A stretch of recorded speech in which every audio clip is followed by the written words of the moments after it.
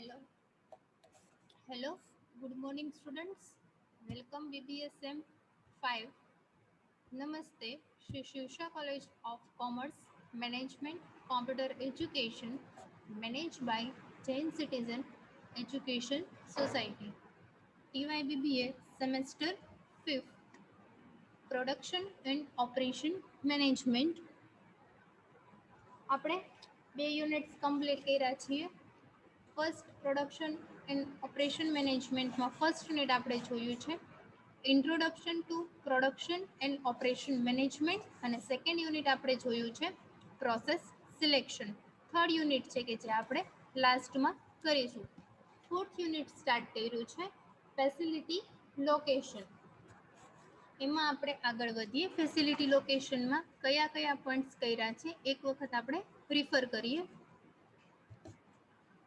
Chapter 4 facility location, એમાં introduction, need for site selection or plant location in the following situation, steps in selection of plant location, selection of region, primary sectors.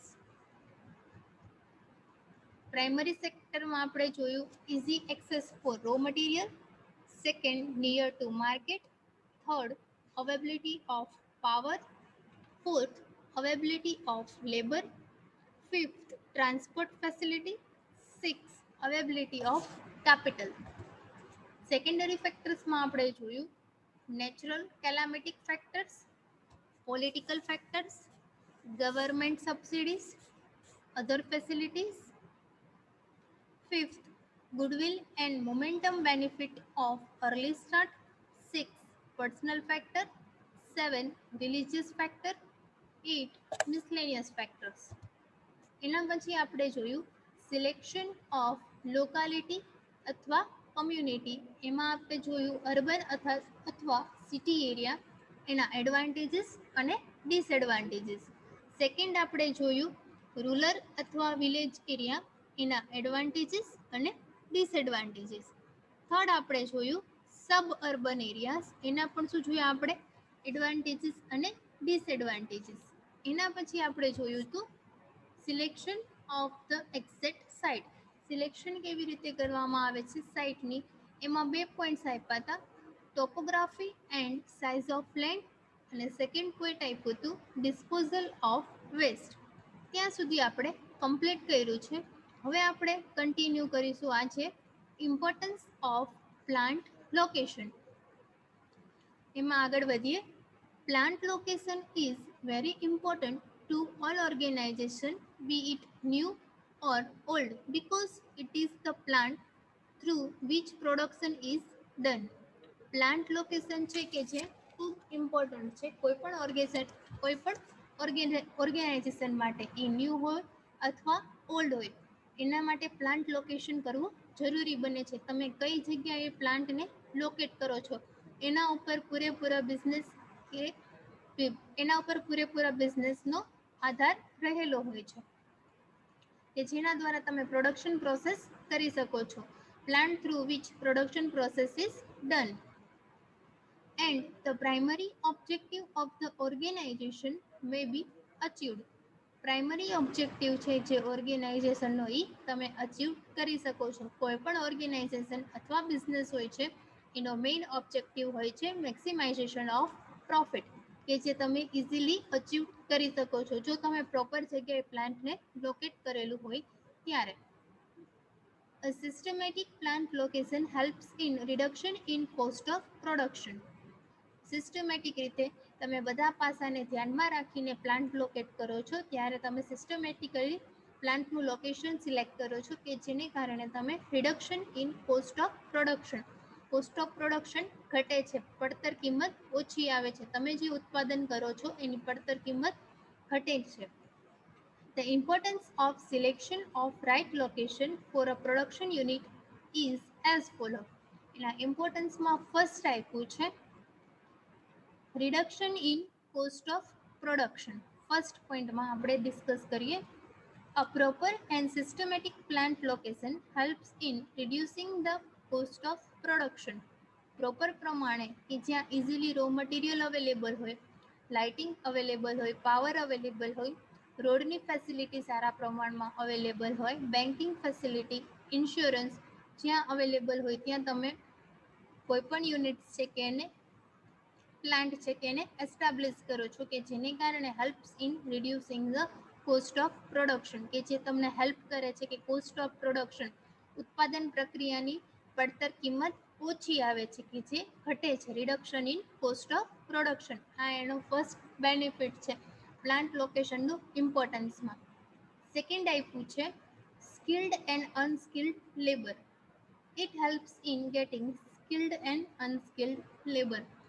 તમે સારા skilled અને unskilled labour તમે મેળવી શકો છો જો તમે પ્રોપર જગ્યાએ સિસ્ટમેટિકલી પ્લાન્ટનું લોકેશન સિલેક્ટ કરો છો ત્યારે. તમારે સ્કિલ્ડ લેબર જોઈએ છે કે જે પૂરેપૂરી એની પાસે આવડત હોય, કે જેની પાસે પૂરતું મશીનરી ઉપર વર્ક કેવી રીતે કરવું, પ્લાન્ટને કેવી રીતે વર્ક કરવું એનું પાસે પૂરતું નોલેજ હોય. તો એના માટે તમારે સ્કિલ્ડ લેબર છે કે જે ઇઝીલી અવેલેબલ થઈ શકે છે. અનસ્કિલ્ડ કે જેની પાસે પૂરતા પ્રમાણમાં ટ્રેનિંગ નથી બટ તમે એને એમ્પ્લોયમેન્ટ પૂરી પાડવા ઈચ્છો છો, બેરોજગારી છે કે જે ઘટાડવા માટે તમે એને એમ્પ્લોયમેન્ટ પૂરી પાડો છો, રોજગારી આપો છો, કે જેને તમે અનસ્કિલ્ડ લેબર હોય છે એને તમે ટ્રેનિંગ પ્રોવાઈડ કરીને સ્કિલ્ડ લેબર બનાવો છો. બંને ટાઈપ્સમાં સ્કિલ્ડ અને અનસ્કિલ્ડ લેબર છે કે જે ઇઝીલી તમને અવેલેબલ થઈ શકે છે. Point number 3, physical and environmental factors. It also help in making a proper choice regarding the physical and environmental factors. Proper પ્રમાણમાં તમે પ્લાન્ટને લોકેશન કરેલું હોય છે, લોકેટ કરેલું હોય છે, કે જેને કારણે તમે proper choice regarding the physically રીતે તમને હેલ્પફુલ સાબિત થાય છે અને એન્વાયરમેન્ટલ ફેક્ટર્સનો તમને બેનિફિટ્સ મળે છે, તમે કુદરતી વાતાવરણનો લાભ મેળવી શકો છો.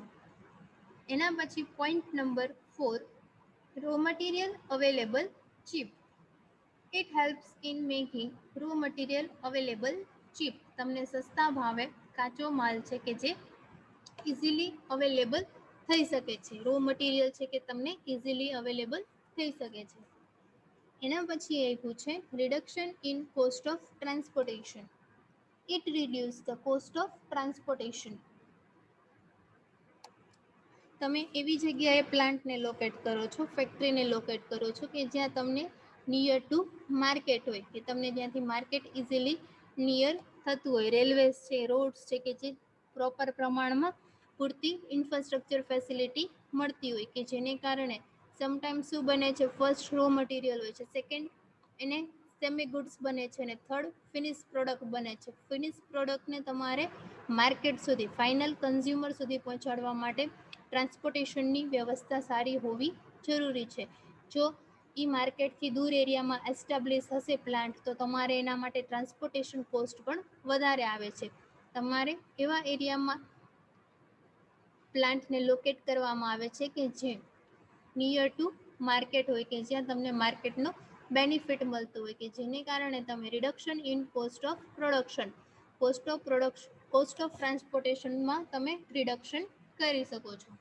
Next point number 6, competitive edge to a business unit.